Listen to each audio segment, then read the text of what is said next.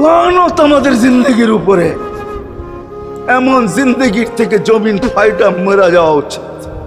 আমি তো মাঝে মাঝে বলি আমাদের জমিনটা উল্টায় যাওয়া উচিত। যে মৃত্যু সময় বলতেছে আমার উম্মতকে কে দেখা রাখবে।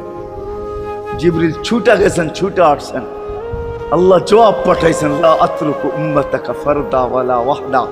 বন্ধু চলে আসেন, আপনার উম্মতকে আমি দেখা রাখবো, আমি দেখা রাখবো।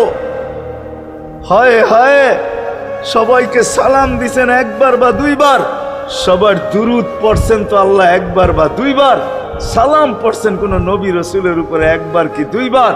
আর বন্ধুর সালাম প্রতি জুমা ইমাম আছে, খতিব আছে, ইমামরা একটা আয়াত পড়ে কোরআনের, ইন্নাল্লাহা ওয়া মালাইকাতাহু ইউসাল্লুনা আলান নবী ইয়া আইয়ুহাল্লাযীনা আমানু সাল্লু আলাইহি ওয়া সাল্লিমু তাসলিমা।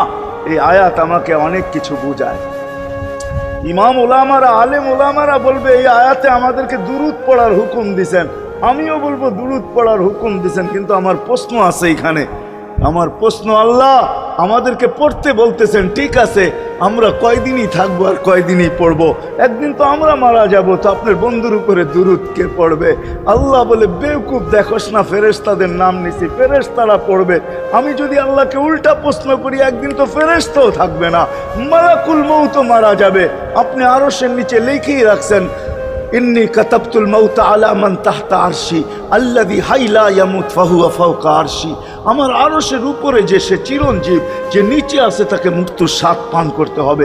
একদিন তো ফেরেশতা মরে যাবে, আমাদের নবীজির উপরে দুরূদ কে পড়বে? আল্লাহ বলে, গণ্ড মূর্খ, তুই দেখোস না প্রথম আমার নামটা আল্লাহ লেখা আছে, ইন্নাল্লাহা, আমি আল্লাহ পড়তে থাকবো, আমি আল্লাহ চিরঞ্জীব, আমার বন্ধুর দুরূদ কখনো বন্ধ হইতে দেই না আর দিব না।